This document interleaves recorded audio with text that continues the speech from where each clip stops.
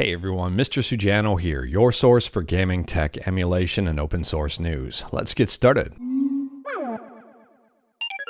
Alright, to kick things off, we're talking about something that drives me absolutely nuts, and that's how much garbage there is on the Google Play Store. While it's awesome that the Play Store has a ton of variety and it's relatively easy to get an app on it in the first place, as opposed to something like the App Store, at the same time the floodgates have opened up, and well, they've been open for a long time now, and a lot of stuff gets put on there that shouldn't be on there, especially in the emulation scene. I mean, take a look at this here. Nether SX2 Emulator Alpha, and it's $9.99. Now, for those who may be unaware, Nether SX2 is 100% free, it's open source, and it's a patch for PS2 Emulator on Android Aether SX2. Nether SX2 basically aims to try to continue on the project since Talrith has left Aether SX2 to die. Now, over on Google Play, someone has decided to take advantage of this and list it for $10, and over 100 people have already fallen for it. And if you type Nether SX2 into the Google Play Store search, we get these very interesting results that kind of further drives home my point. So the first result, no surprise, is Nether SX2 Emulator Alpha for $10. And then there's Daemon SX2 Pro PS2 Emulator, and then Daemon SX2 Emulator Premium for $12. And if we scroll down the list just a little bit here, we can see PCSX2 Emulator, a PS2 emulator, which I would argue is also not great. The crazy part here is that PCSX2 has over 100,000 downloads. I guess with the lack of options for PS2 emulation on Android, people are searching around trying to find something that works. Right now, there are 3 main PS2 emulators on Android that I recommend. The first one here is Play. It's 100% free, it's open source. The second here is, no surprise, Nether SX2, but the free and open source version over on GitHub, and this is a patch for Aether SX2. And the third one is, no surprise, Aether SX2, which is available right on the Nether SX2 GitHub, and the version here is 4248. And speaking about PS2 emulation, next up we're talking about PS2 emulation with the legendary PCSX2, and PCSX2 got some minor updates you might be interested about. So the first change is improving scale detection and allowing non-bilinear downscales. So here's the before, and pay close attention to the background here, and here's the after, and you can see things have been cleaned up very nicely. And the second improvement here is also regarding blending. So here's the before and here's the after for Star Wars Battlefront on DirectX with basic blending, and you can see there's a pretty big improvement, at least in my opinion. Next up, we're talking about PlayStation 3 emulation with RPCS3, and this one got a very weird improvement that works for Guncons. So it says right here for Guncons, extend support to 4 players. The games can't use more than 2, but it allows the flexibility to mix the DualShock 3 and Guncon3. And no surprise here, someone asked the obvious question: if the game doesn't support more than 2 Guncons, what's the purpose of adding 2 more? And here is the answer. One of the last known issues is that Guncon3 emulation cannot be used to navigate through menus in Ryujinx Storm, and a DS3 pad is necessary. By configuring the P3 and P4 as Guncon controllers, Ryujinx Storm recognizes this way for the input and menus. So there you have it, a very weird thing that makes Guncon controllers work for controlling the menus in Ryujinx Storm. Moving on, and we're talking about Nintendo Switch emulation with Ryujinx, and Ryujinx has even more Adreno updates. Now, to be honest with you, I'm not quite sure what the overall size of the Adreno user base is with Ryujinx, but at the same time here, version 1345 brings about some improvements. It fixes incorrect Cascade Kingdom waterfall rendering and shadow flickering in Super Mario Odyssey, and it fixes Astral Chain, which was freezing on boot. Next up, we're talking about something that is a little bit upsetting to me and I didn't realize was actually cancelled. If you did, let me know in the comments below here.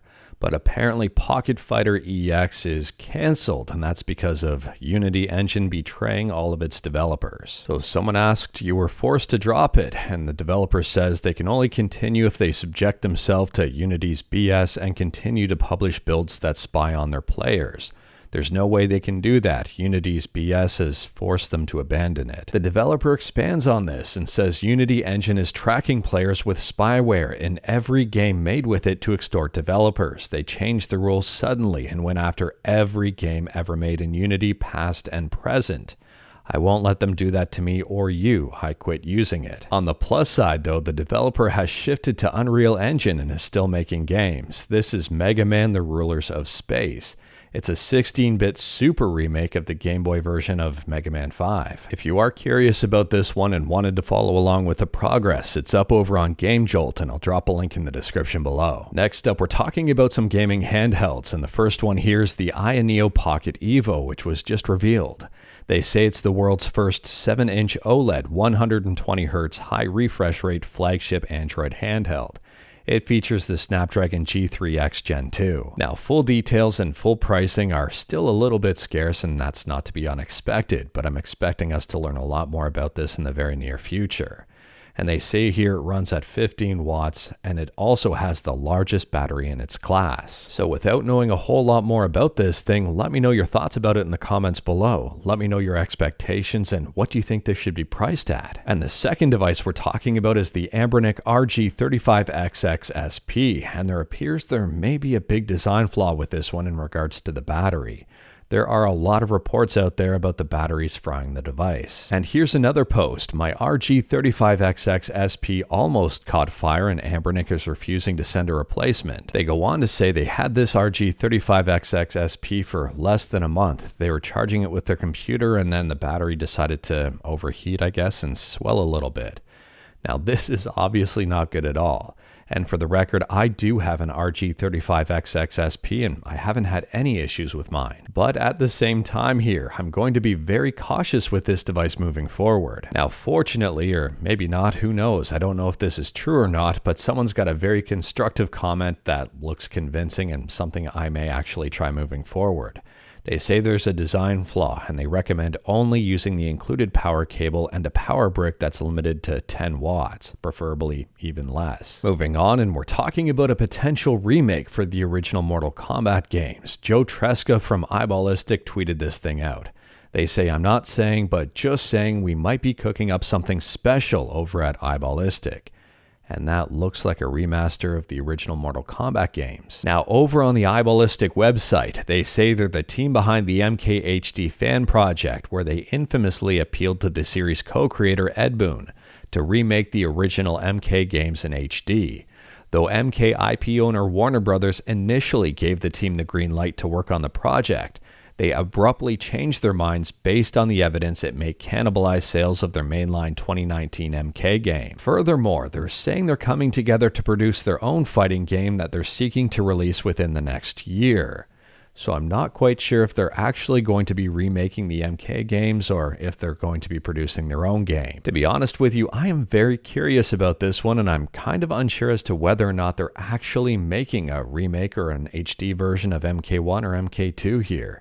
And this is one of the images that they posted, and I do have some very big concerns. Well, actually one big concern. I mean, if you zoom in on parts of the images, there's things that just don't make sense, weird artifacts, and it reeks of AI. I mean, if you take a look at Sub-Zero's hand, for example, he's got 6 fingers. And if you zoom in on the image of Johnny Cage has the same problem on the left hand, 6 fingers, or maybe it's an advantage, I don't know. Now, if I didn't know any better, I'd say this may be a ploy to get people to turn their eyes towards their new fighting game, but I could be wrong. Let me know your thoughts about this whole thing in the comments below. But moving on, and next up we're talking about the Nintendo Switch, or the Nintendo Switch 2, or just Nintendo in general.